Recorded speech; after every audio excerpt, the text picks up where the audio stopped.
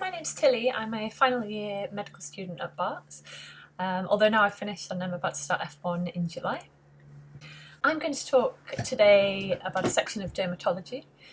I'm going to go on to my main PowerPoint presentation now, but I just wanted to show my face and say hi.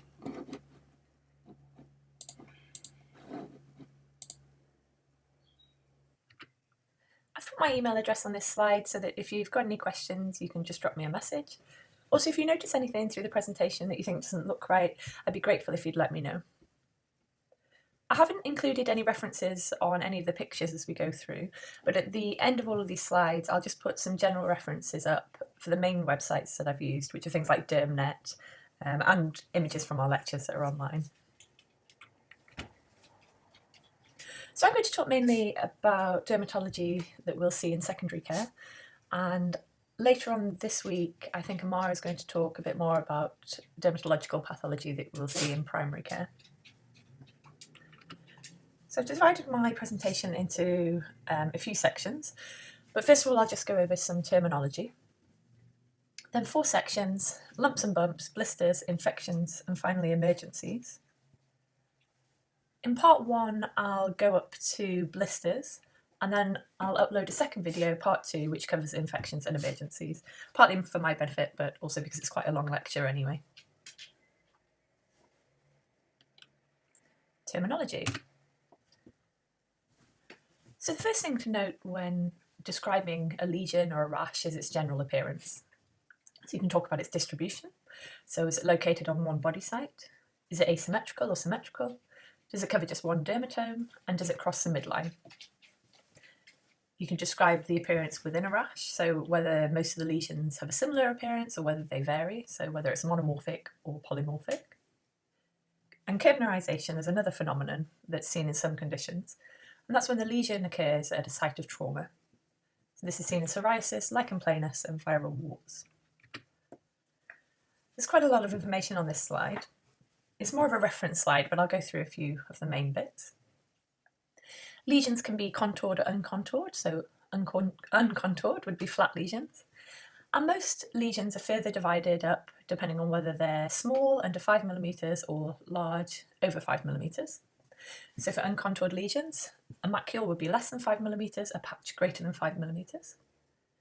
Contoured lesions can have flat tops or dome tops. If it's a flat top, it would be a plaque. If it's dome-shaped and small, it would be a papule. Large would be a nodule. It can be filled with fluid. If it's clear fluid and small, it's a vesicle. If it's larger than 5 mm, it's a bullae or a blister. Or it can be filled with pus, in which case it's called a pustule. Comedos can be open or closed, open being blackheads, and the black is melanin, closed being whiteheads. And finally, lesions can be pedunculated or umbilicated.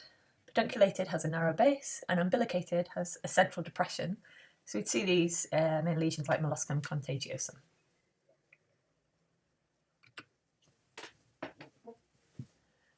Annular describes a ring-shaped lesion. An urtication, we can see in the image on the top right, describes a central pale area surrounded by an erythematous or red ring. An individual lesion is sometimes called a wheal. Petechiae or purpura are red, purple or brown lesions. They don't blanch, and if they're small, they're petechiae, or if they're larger than 5 mm, they're purpura. You can also describe surface changes in general. Excoriated, meaning scratched. Scaly or lichenification, which describes a more woody and thick appearance. This slide is just about colour. So red is described as erythematous. When we talk about pigment or pigmented, this usually refers to the pigment melanin. We can have hypopigmentation, hyperpigmentation, or depigmentation, being decreased, increased, or complete loss. When melanin appears at different layers in the skin, it appears to us as different colours. So that image on the right-hand side just summarises some of these colours. At the very deepest level of the dermis, at the reticular level, melanin appears blue. As you move up through the dermis, if you move up through the skin from the dermis to the top of the epidermis, melanin appears blue, grey, light brown, dark brown, and finally when you're at the very top of the epidermis, so the stratum corneum, it can appear black. Keratin tends to appear orange or yellow, and blood or haemoglobin red or purple. That was terminology. I'll now move on to lumps and bumps. So this section is divided into two parts, benign lesions and malignant lesions. And also within this section, I'll talk about how we can distinguish between the two. So starting with benign lesions. Benign lesions or tumours are really common, and the tissue of origin determines their location. I'm going to talk about each tissue type within skin and the tumours that can arise within them. So we'll start with the epidermis. So the first tumour or benign lesion is freckles, which most of us will either have or be common with. And these are also called ephelides. They're normally quite small, less than 3 millimeters in diameter, and they consist of a thickened epidermis. Melanin from melanocytes diffuses into adjacent keratinocytes, and that's what gives these freckles their brown colour. Although there's increased melanin, there aren't increased numbers of melanocytes. They tend to fade in winter because there isn't UV stimulation of melanocytes, and these are completely benign, there's no treatment. Similar to ephelides are lentigines. The difference with these is that they persist in the absence of UV light, so they're still present in winter. They also consist of a thickened epidermis, and it's melanin that gives this brown colour, as with most brown lesions. As well as increased melanin, there's also an increased number of melanocytes. There's a few different types. The second imaging is lentigo simplex. This is the most common. It's not associated with UV exposure. The second type that is associated with UV exposure is solar lentigines, and these can enlarge. They can turn into a number of other things, or they can turn into two other things, one of which is seborrheic keratoses, which I'll talk about in the next slide, and the other is lichenoid keratoses. This is where the solar lentigo becomes inflamed and eventually disappears altogether. On the right is an ink spot lentigo. This can follow sunburn, and you can see there it's quite a dark lesion with a reasonably clear border. There are lots of other types of lentigines. They can be caused, for example, by radiation, tanning beds, phototherapy, and on the bottom right you can see an image there of tanning bed lentigines. Sunscreen prevents these lesions, and there's normally no treatment, but if treatment is needed, cryotherapy or laser therapy can be used. So I mentioned seborrheic keratoses, and that's the next slide. So these are known by a number of names as well, including basal cell papilloma, senile warts, and my favourite name is the wisdom wart. It's a misleading name because these aren't seborrheic in origin. They're not from sebaceous glands or sebum, but they're a result of epidermal proliferation. They can appear following sunburn or dermatitis, and they're often found on the head, neck, or trunk. The image on the top right shows how variable their appearance can be.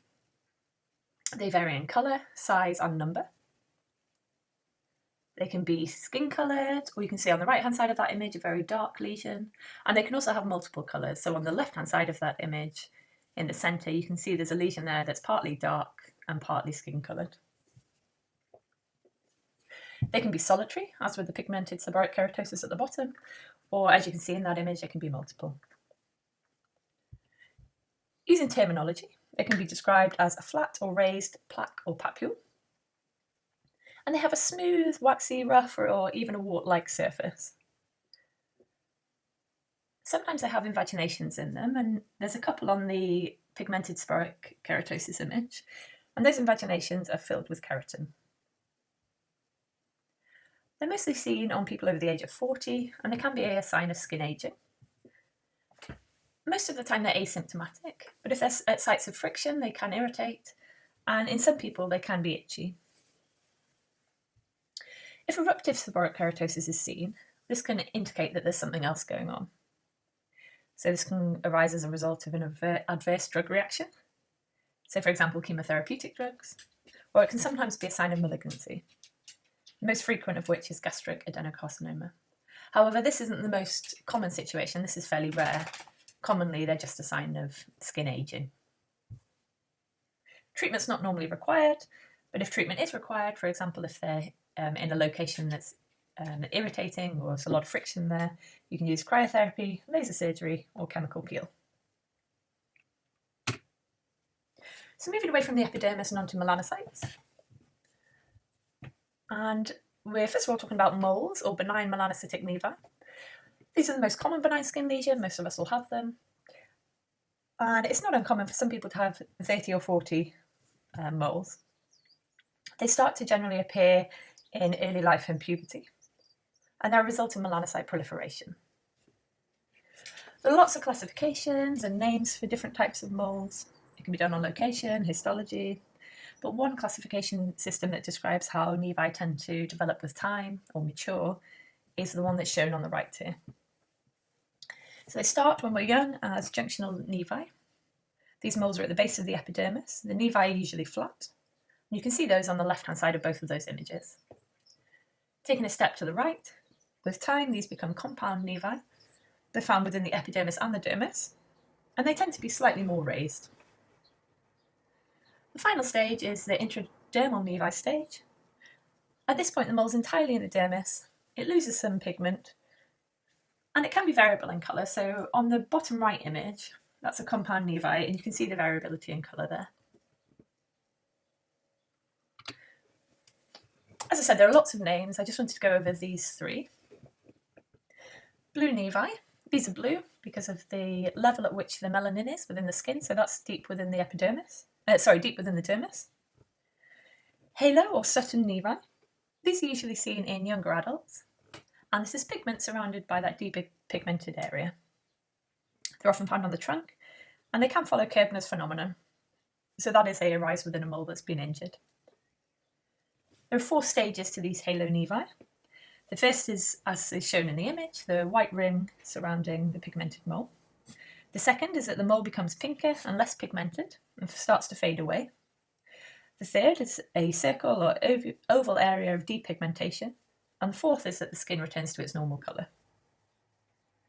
On the right-hand side is a congenital nevi. We have these from birth, and they tend to get hairier and thicker as we mature. So moving on to hair follicles, and these images are pictures of cysts. So a cyst is a sac filled with fluid or semi-fluid material. It's a firm,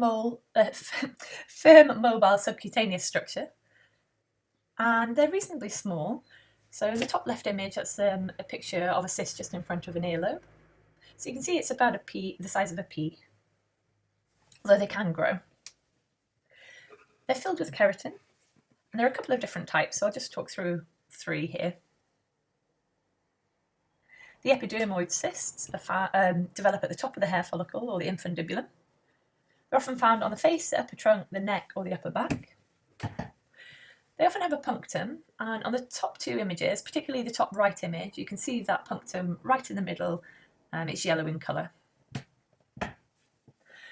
Pilar or trichomel, I'm not sure if that's how you say it, are found in the outer hair root sheath. They're often found on the scalp, so the bottom left image just shows a couple of tricholemal or pilar cysts. And unlike the epidermoid cysts, they don't have a central punctum. Finally, pilonidal cysts. These are found in the cleft between the buttocks at the base of the spine. They're often filled with a nest of hair, and hair getting into the epidermis is what causes these cysts. The name comes from pilus, which means hair, and nidus, which means nest, so pilonidial. Moving away from hair follicles and on to blood vessels. So this slide shows 2 blood vessel benign lesions, that's cherry angioma and pyogenic granuloma. In the top are 2 pictures of cherry angiomas. So these are common lesions, and their numbers tend to increase with age. They're largely asymptomatic, and so we don't tend to treat them apart from for cosmesis. So I should have mentioned with the slide before that cysts generally resolve on their own, but they can be removed for cosmesis, and also if they become secondarily infected. So back to blood vessels. Pyogenic granuloma.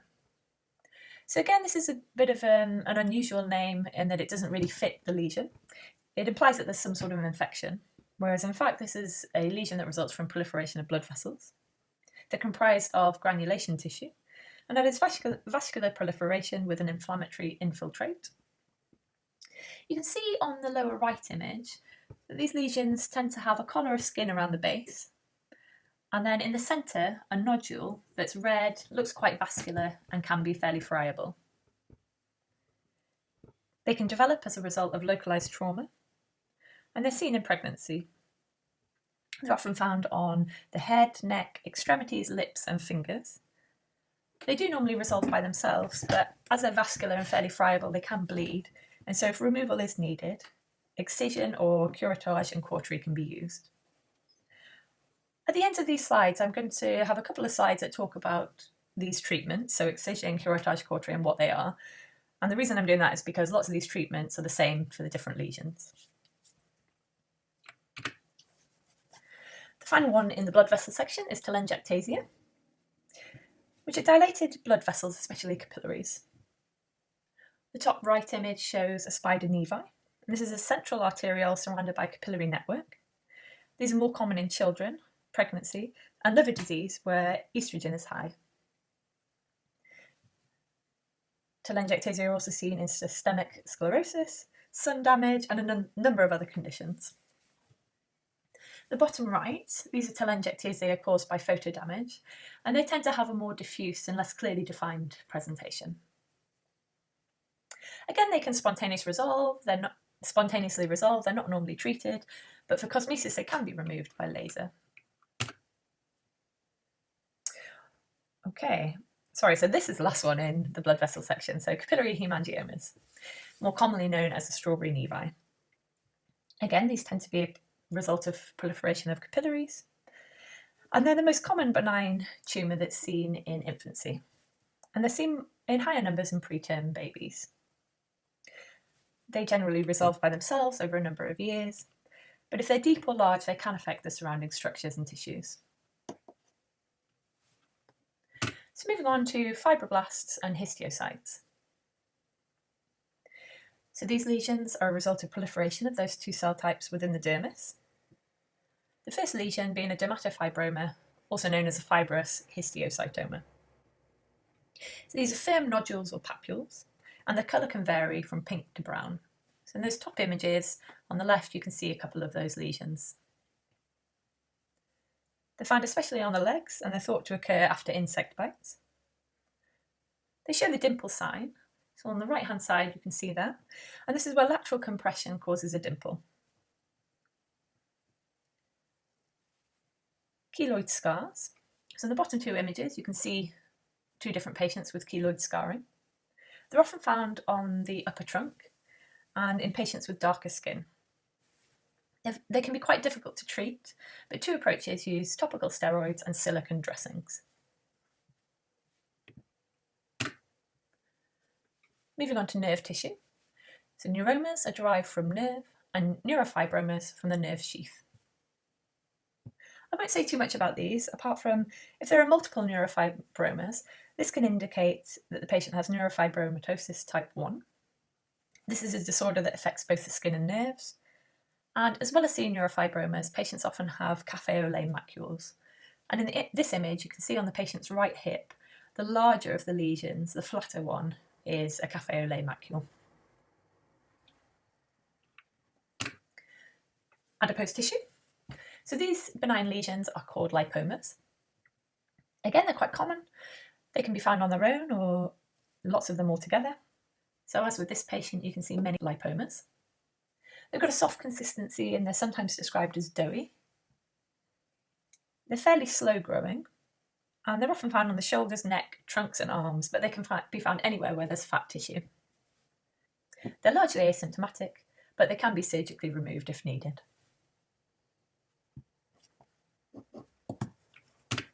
So finally on to sebaceous glands.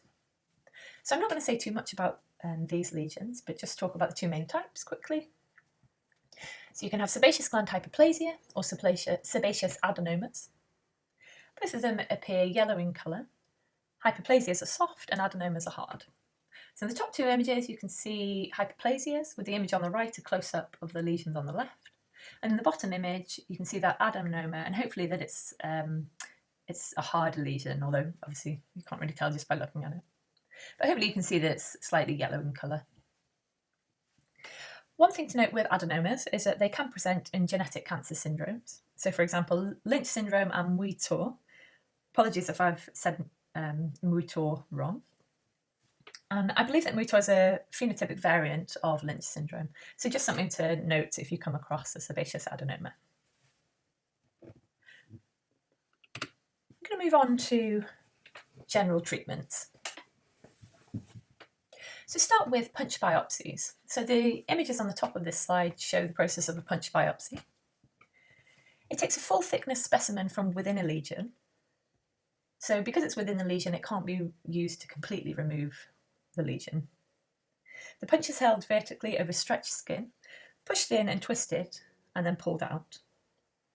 It can be used for bullous disease, and potentially BCCs and SCCs, but it definitely can't be used for melanotic lesions. And again, that's because it's not removing the entire lesion.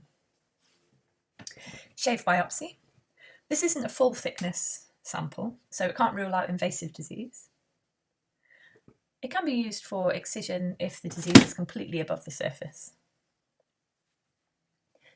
Incisional biopsy. This can be used if deeper layers of tissue are thought to be involved. But again, the sample is taken from within the lesion, it's not removing the lesion. In contrast, excision biopsy is removing the entire lesion. Ideally, a margin of unaffected skin is taken away along with the lesion, and ideally that would be 3 to 5 millimeters, although that can vary depending on how big the tumour is and how accessible it is and what the local anatomy is like. The reason for that is that the tumour is normally larger than is clinically evident, so by taking that margin you make sure that you get rid of all of it, or hopefully get rid of all of it. This allows histological examination of both the tumour and the surrounding unaffected skin. And finally, under these surgical techniques is curettage. So the image on the bottom left shows curettage, and this is where the lesion is scraped away. This can be sent away as a biopsy, or it can be used for complete removal in itself. It tends to only be used for more superficial lesions, because excision biopsy would enable you to go deeper. It can be followed by cautery, which is shown on the bottom right. And this could be repeated, so you can curettage, then cautery, until you get to the depth you want to be at. One thing to note with cautery is that it destroys the tissue, so these can't be sent away then for histological assessment. Combinations can also be used, so for example, curettage can be used to debulk a large tumour prior to formal excision biopsy.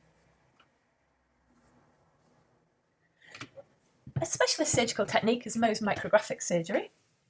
So whereas excision biopsy allows hopefully complete removal of the tumour, in tumours that where the margins are ill-defined or very large tumours or recurrent tumours, excision biopsy might not be ideal, and this is where Mohs micrographic surgery comes in. Mohs surgery allows complete excision with minimal damage to the surrounding tissue, and it's quite a precise surgical technique. The cancer is removed in stages, and after each stage, it's checked histologically for the presence of any cancer cells right there and then in the surgical room. So this image just talks through the process. So in the top centre, the visible part of the cancer is taken away. This section is then divided and assessed histologically, and this is mapped so that the lesion that's been removed, the cancer cells that are present, can be mapped to the remaining lesion.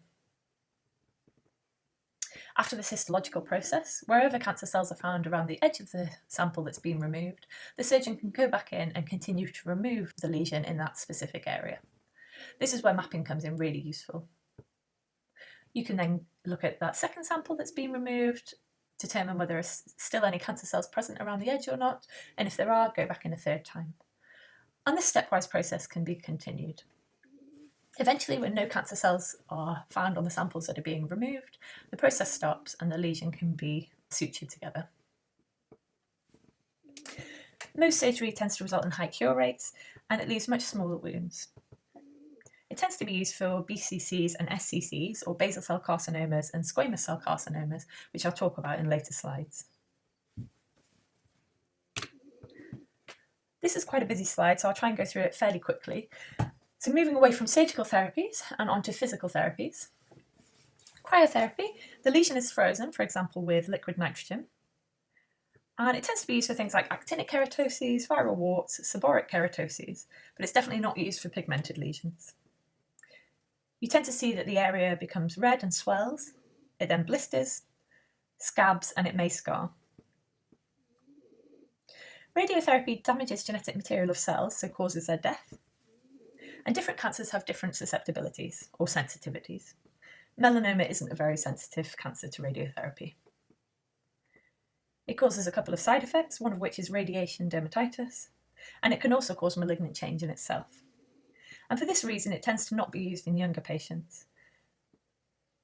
PDT, or photodynamic therapy, involves the application of photosizing agents. This can be topically, orally, or IV. These tend to concentrate more in cancer cells, and they're activated when specific wavelengths of light are directed at them, and it's this that kills the cells. It can take weeks for these lesions to heal, but it does result in minimal scarring. Lasers accurately focus high energy onto small spots, and it's this that kills cells. And different lesions absorb light at different wavelengths. That brings us to the end of benign lesions, so going on to malignant lesions. This is separated again into two parts. Start with non-melanoma skin cancer and then move on to melanoma. So the first type of non-melanoma skin cancer is solar keratoses, also known as actinic keratoses. And this is really a precursor to cancer, rather than being a cancer in its own right. So we tend to find these lesions on sun-exposed sites, so on the ears, the back of the hands, and bald heads. In the two images on the right, you can see solar keratoses on two gentlemen's heads. Solar keratoses tend to increase with age and UV exposure, and they comprise scaly patches that feel like sandpaper. Unlike seborrheic keratoses, they don't have the appearance of being able to be picked off with your fingernail. Treatment is sun protection, and these lesions can spontaneously remit. Moisturisers can be used. Topical treatments can be useful, especially if these are fairly well spread lesions. So 3 examples are diclofenac, 5-fluorouracil cream, and imiquimod. 5-uracil is a chemotherapeutic agent and it's toxic to cells. It tends to be taken up more in the affected cells and it does provoke an inflammatory response. Imiquimod is slightly different to fluorouracil in that it stimulates the immune response, and it stimulates that response to the abnormal cells that are seen in these lesions. Skin becomes angry, red, inflamed, and the immune response destroys these pre-malignant cells. Other treatments that can be used are the physical treatments, so cryotherapy, curettage and cautery. Excision can also be used if they're large lesions, and finally PDT or photodynamic therapy. The important thing to note is that these are precursor to squamous cell carcinoma.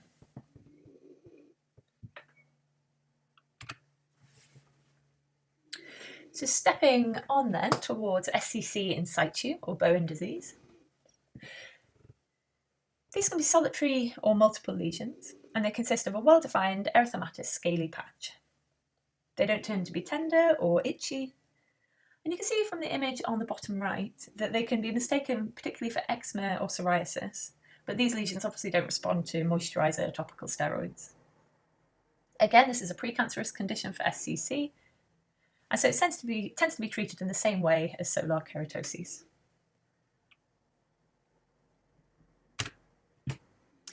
Keratoacanthoma, so this is an SCC variant, grows on sun-exposed sites and tends to arise in late middle age. You can see from the picture on the top right, these lesions tend to consist of a fleshy base with a keratinous core, and it looks like a fairly well differentiated SCC. And the reason for that is because of the amount of keratin.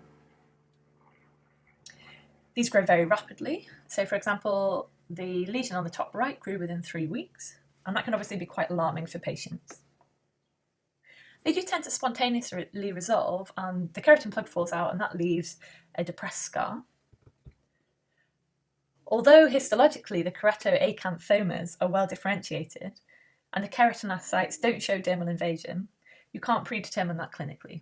So for that reason, keratoacanthomas tend to be treated in exactly the same way as SCCs, which we'll come on to now. So SCCs, or squamous cell carcinomas, are the second most common cancer after BCC, which we'll come on to next. Although they're less prevalent, they do have a higher mortality. They're a tumour of epidermal keratinocytes, so as I mentioned previously, they do produce keratin, and that can be seen most clearly in the image on the top right and in the centre bottom. You can see those keratin layers overlying the tumours. Risks for the development of these cancers are the pre-malignant lesions I just talked about, so the solar keratoses and the SCC in situ, immunosuppression, chronic inflammation, so for example on leg ulcers, and HPV or human papillomavirus is also thought to have a role, and especially if lesions are seen on genital skin. They've got the appearance of an ill-defined nodule, so particularly on the top left, you can see that there isn't a very well-defined border to that lesion. They're warty, scaly, or even crusty, and again, this is because of the keratin that they produce. And they can ulcerate, so on the bottom right, you can see an SCC that's ulcerated just behind the ear. Poorer differentiation means less keratin, and that tends to mean more chance of ulceration.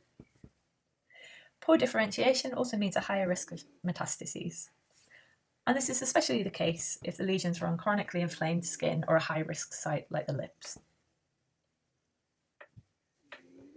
In terms of treatment, there's a lot on this slide, so I won't go through everything and just summarise it. So the first thing to do is identify which patients are high risk, and there's lots of criteria for that, and that's on the slide there.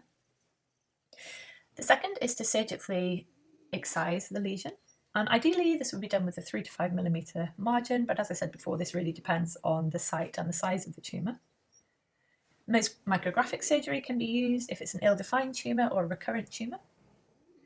Sometimes radiotherapy is used, for example, if it's large, non-resectable, or if the patient's unable to tolerate surgery. CNC, so that's cautery and cryotherapy, that's cautery and curettage, can be used in specific situations. So, for example, on a small superficial tumour in situ, or for palliation. But these aren't the most common techniques that are used. Follow-up depends on whether the patient is high or low risk. That's SCCs, now on to BCCs, or basal cell carcinomas. This is the most common kind of skin cancer.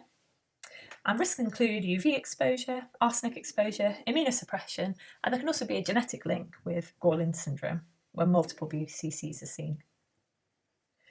It's associated with a higher risk of other cancers, particularly SCCs and melanoma.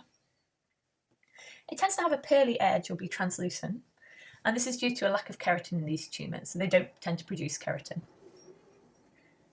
There's often a central depression, which is a necrotic or ulcerated centre, and the image on the top left shows that quite well.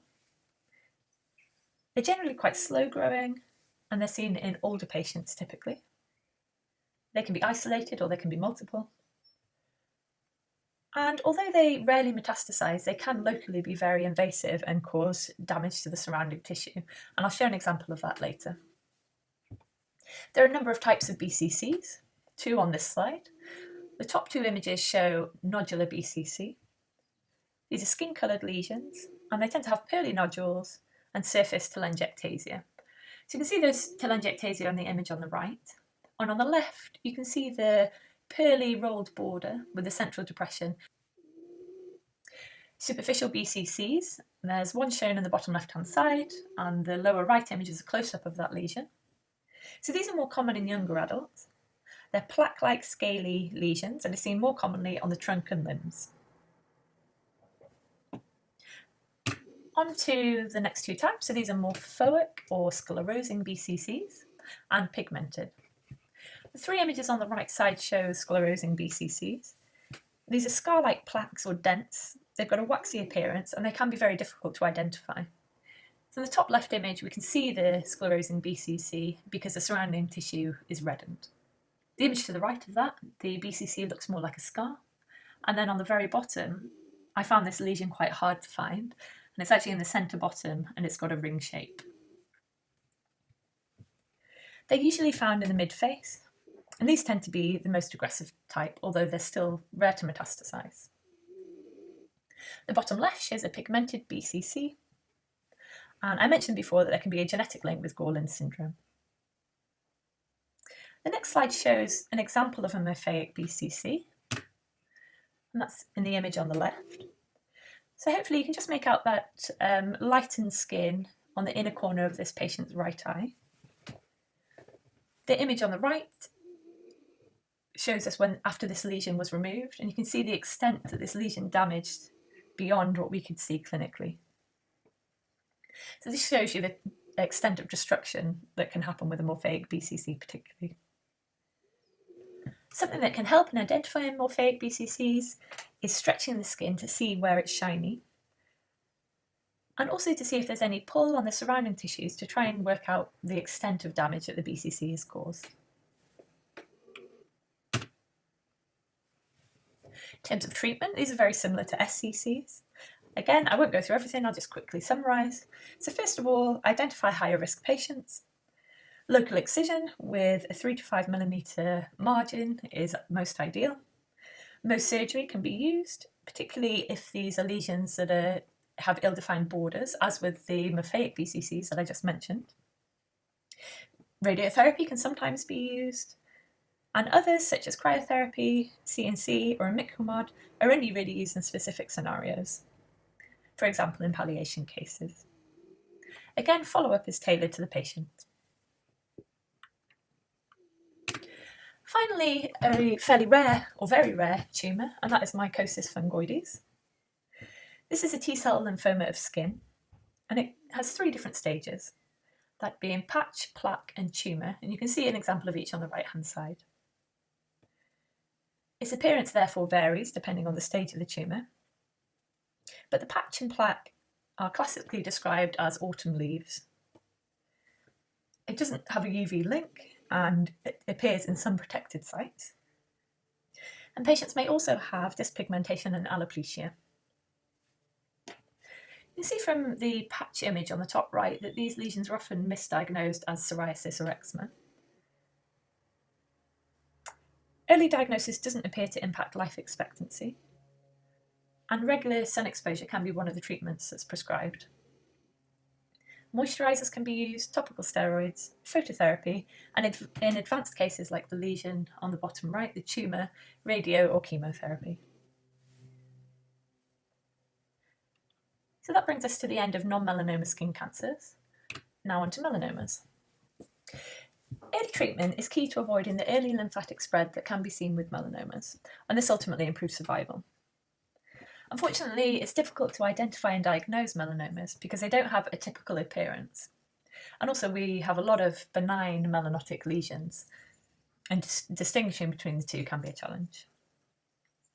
Melanomas are a result of melanocytes in the basal layer. And I'm just going to go on to talk about a few different types of melanoma. The first is lentigo maligna. This is also known as Hutchinson's freckle or melanoma in situ. It's actually a precursor to melanoma. It's a result of cumulative UV exposure, and it's the only melanoma to really have that feature. Most melanomas are caused by intermittent sun exposure, so more of your UV exposure when you go on holiday and get sunburnt. They're slow growing and they tend to be seen more in the elderly. It can be difficult to distinguish lentigo maligna from melanoma, but a couple of things that might be seen are thickening, increased number of colours, might bleed or ulcerate, or itch and sting. And those are all indicators that this transition from lentigo maligna to melanoma might have occurred.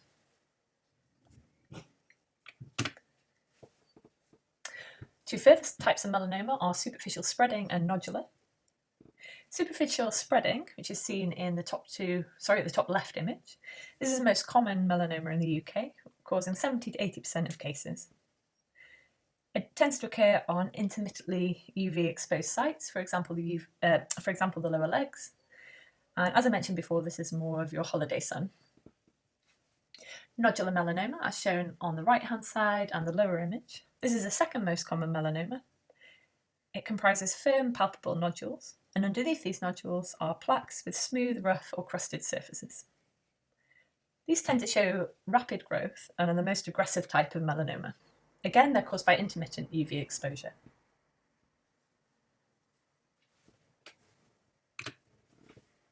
Acral melanoma.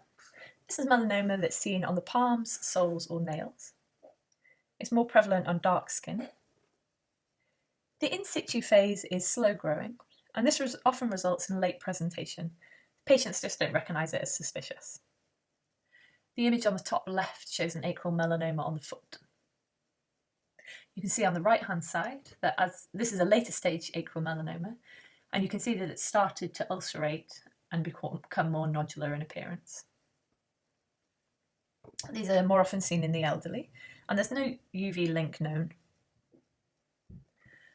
The lower left image shows a subungual melanoma, and this is from the nail matrix. There's something called the Hutchinson sign, which I will show on the next slide, as it's clearer to see. And this is where the pigmentation extends into the nail fold.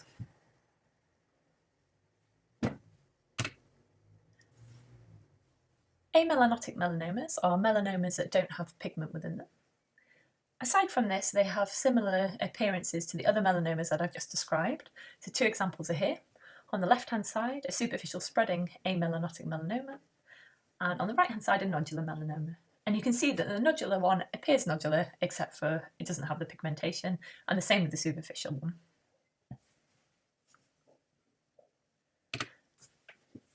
So how do we distinguish between a normal and atypical mole? Again, I mentioned before that early treatment is really important to improve prognosis, and they're difficult to identify. This means that any new lesion in a patient over 35 should be considered for investigation, and any changes in moles of patients of any age should also be considered. As individuals, we can use mole mapping, and there are lots of apps that help with this. As clinicians, we can take detailed histories, so checking on symptoms, whether it's changed over time, is it itching, bleeding. We can use the ABCDE approach, which is summarised on this slide. A is for asymmetry. Do both sides of the mole match each other, or are they asymmetrical? B is for border. Are the borders clear? Are they uneven? C is for colour. Is there one colour, 2 colours, multiple colours? And also, are the colours symmetrical? If they're symmetrical, it might be that there's a dark centre with a paler ring around the edge. Or are they asymmetrical? Are the colours just in different spots all over the lesion? D is for diameter. Does it grow larger? Sorry, this says 1/4 of an inch. It should say 6 millimetres. So is the lesion larger than 6 millimetres? And E for evolution. How is the lesion changing over time? Is it changing in size, colour? Is it bleeding? Is it itching? Another thing we can do as clinicians is consider who's at risk. Does the patient have a lighter skin type? Do they have intermittent or cumulative UV exposure? Have they been sunburnt? On examination, we can look out for what I've heard described as the ugly duckling, and that is when you look across an area of the patient's skin, is there one lesion or mole that just doesn't look like the other ones? And finally, maturation or senescence of moles. So I described earlier how melanotic nevi progress with time and how they mature. This would normally be that the mole enlarges and loses pigment as it goes from a junctional to an intradermal nevi. This can be seen in the picture here. On the top, we've got a junctional nevi, and on the bottom is a larger, paler intradermal nevi. On the left-hand side shows an atypical nevi, and in this case, the nevi hasn't matured normally. This can be common, and it doesn't mean that malignancy is pregnant, and most of these atypical nevi will ultimately mature normally, but it can indicate something more sinister. And so in this case, you would want that to be investigated further. On to prognosis. Something called the Breslow thickness can be used to help with prognosis. It's a measure of the growth or depth of the melanotic tumour. Tumour melanocytes initially proliferate within the epidermis, but over time they can mutate and grow into the dermis. The Breslow thickness measures the distance in millimetres between the granular layer of the epidermis and the furthest or deepest tumour cell. And this table just summarises different Breslow thickness stages with depth. There's really only one treatment, and that is excision with a margin. And prognosis, unfortunately, tends to show a 20% relapse, and that's due to lymph node spread.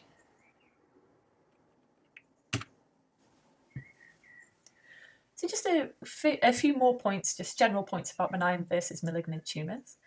And that is that lesions that have been growing over a long time tends to raise a suspicion of malignancy. If there are multiple lesions, then that indicates a more benign process. But if in doubt, we should always refer, or depending on our role, excise the lesion.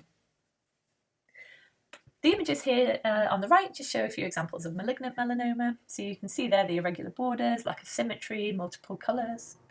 And on the left-hand side, I wanted to include this one just to show how similar different lesions that are benign and malignant can look. So on the top left, a pyogenic granuloma, and on the bottom right, an amelanotic melanoma.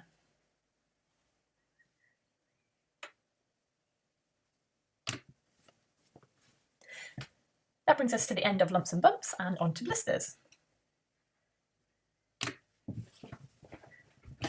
So blisters are a result of loss of integrity of the skin structure.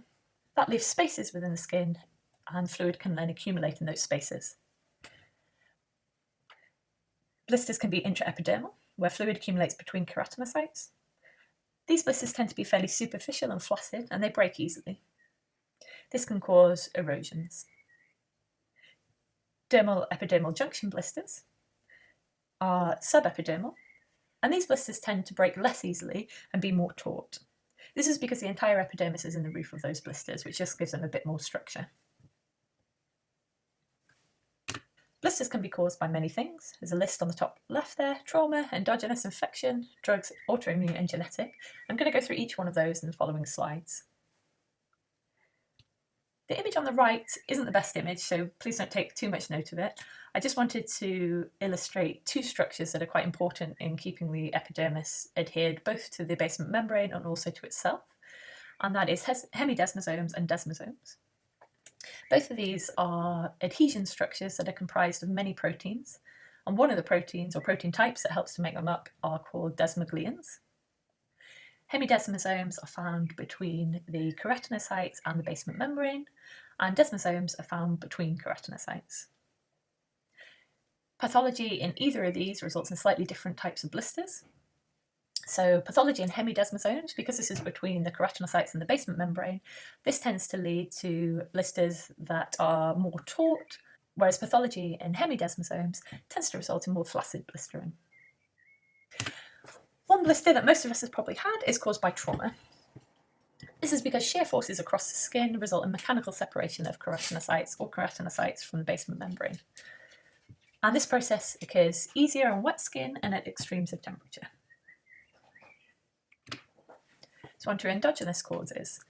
These images show dyshydrotic eczema, also known as pompholyx. These are vesicles or bullae on the soles or palms, with hands most commonly affected. And these bullae are very itchy. Risks of pompholyx are atopy, contact dermatitis, smoking, and excess sweating. In general, these lesions spontaneously remit. And I'm not going to talk too much more about this because Mara's covering eczema in the next presentation. Moving on to infection, and the images on the right show varicella zoster or shingles, and I also showed an image of shingles at the beginning of the presentation. This is a vesicular rash on an erythematous base. It doesn't cross the midline. It can be very painful and patients tend to be quite lethargic.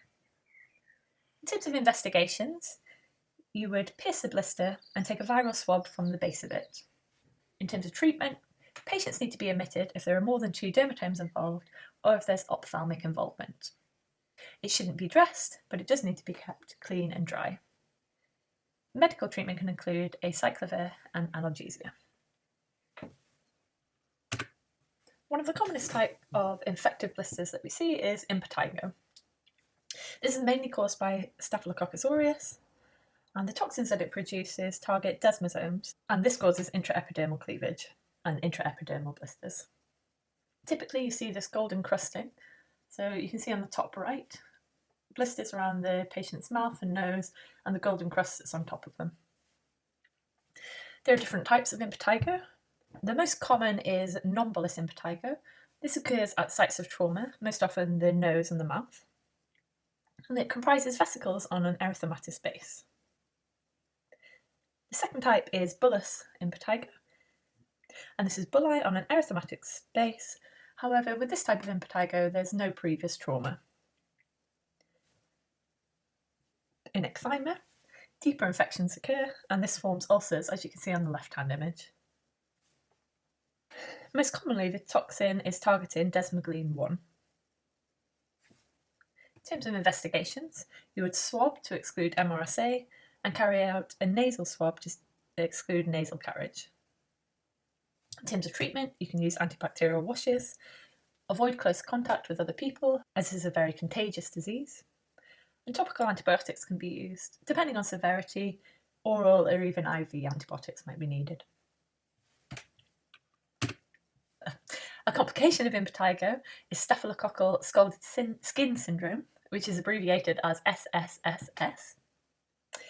It's most common in infants under the age of 6, and especially neonates. It's due to specific staphylococcal serotypes, and it's not a direct skin infection. It's actually a result of toxins circulating, and these toxins again cleave desmoglein 1, which leads to this tender denudation on the face, flexures, and elsewhere on the body, which you can see in the image. Treatment is admission and IV antibiotics, pain relief, and detailed monitoring, including fluid and electrolytes. Skin care is needed, but fortunately, SSSS doesn't tend to scar.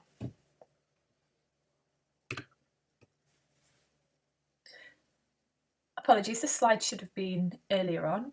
It just summarises Hutchinson's sign, which is seen in, or which can be seen in varicella zoster. It's vesicles on the tip or side of the nose, and it may precede ophthalmic herpes. On to blisters that are a result of drugs. On the right here, we can see targetoid lesions. These lesions vary in size and shape. They start as red papules or blisters, which spread outwards and ultimately form these target lesions. You can see the central dark blister surrounded by a pale edematous patch, which itself is surrounded by a red ring. And these lesions are seen in erythema multiforme. The oral mucosa can also be involved, and this is usually a clinical diagnosis. We can categorise erythema multiforme as 3 different types, that is minor, major and severe. Minor involves only the skin, major the skin and one mucous membrane, and in severe we're concerned about progression to SJS or Stevens-Johnson syndrome. I'll talk more about that later on in the lecture, or in the next lecture, part 2, under derm emergencies. This is a type 4 hypersensitivity reaction, so it can be in response to drugs, but it can also be in response to specific infections, for example, herpes simplex. In terms of treatment, it's normally self-limiting. You would obviously stop the drugs or treat the infection. Use topical steroids, pain relief. If the mouth is affected, you can use a steroid mouthwash, and if it's severe, prednisolone might be used. On to autoimmune blisters. The first condition is bullous pemphigoid. This is a blistering rash over an erythematous base, especially seen on the trunk. There doesn't tend to be any oral involvement. This tends to be seen in older patients, and patients can have a prodrome, which comprises itchy, urticated lesions. In bullous pemphigoid, antibodies are raised against hemidesmosomes, and this leads to more tense blisters, as you can see in the bottom right image. The image in the top right is an immunofluorescence image, and the green line shows where those antibodies are located, and this is along the top of the basement membrane. In terms of investigation, 2 biopsies would be taken, one on the intact blister and one just next to this intact blister on normal appearing skin, about 3 millimeters away. Activity can be monitored by testing for circulating antibodies in the blood. For treatment, this is largely supportive. Doxycycline can be used and is sometimes needed to be continued long-term. Topical steroids are used, and oral prednisolone can be used in the most severe of cases. And if this is done, you'd also give protection of the stomach and bones. The second type of autoimmune blister is that of pemphigus vulgaris. In this condition, antibodies are raised to the desmosomes in the epidermis, and this leads to more flaccid bullae and widespread erosions that are very painful. On the image on the top right, on the patient's left shoulder, you can see some of those deep erosions. In this condition, antibodies are raised against desmogleins 1 and 3. It tends to be more severe than bullous pemphigoid. It usually spreads all over the body and involves the oral mucosa. Investigations are similar: 2 biopsies, one from within the blister and one from a nearby site, and blood tests for circulating antibodies. Treatment is high-dose steroids, again with bone and gastric cover. These steroids can be weaned down to a steroid-sparing medication such as azathioprine or rituximab, and if oral disease is present, a betamethasone mouthwash is helpful. The image on the bottom right again shows immunofluorescence, highlighting in green the location of antibodies against desmosomes. And you can see in this image a diffuse green colour with dark spots in the middle, like a cobblestone appearance, and those dark spots are the keratinocytes. So you can see all around the edge the green highlights the antibodies targeting the edge of the keratinocytes. The Asbo-Hansen sign can be used in blistering conditions, and this is where lateral pressure on bullae extends them into unaffected skin. In pemphigus vulgaris, this spreads with an irregular border.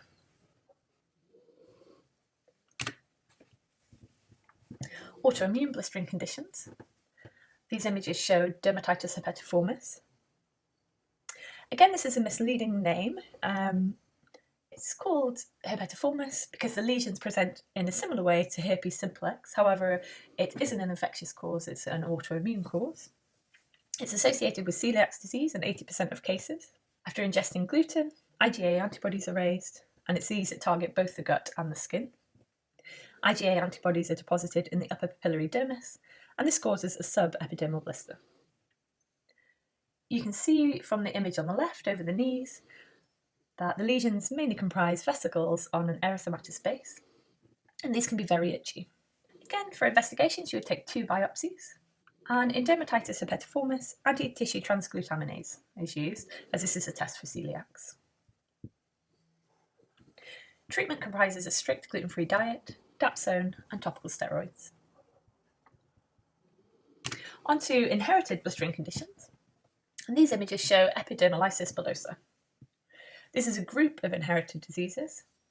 They can be autosomal dominant or recessive, and there's a range of severity. Blisters form most commonly at sites of friction and minor trauma, so commonly on the hands and feet. And the type of EB is determined by the site of adhesion loss, and I've listed 4 types there. Unfortunately, there's no cure for epidermolysis bullosa at the moment, but research is ongoing. Treatment will largely comprise of symptomatic care. That brings us to the end of part 1. So I'm going to take a short break now, and the second video will be made up of infections and emergencies.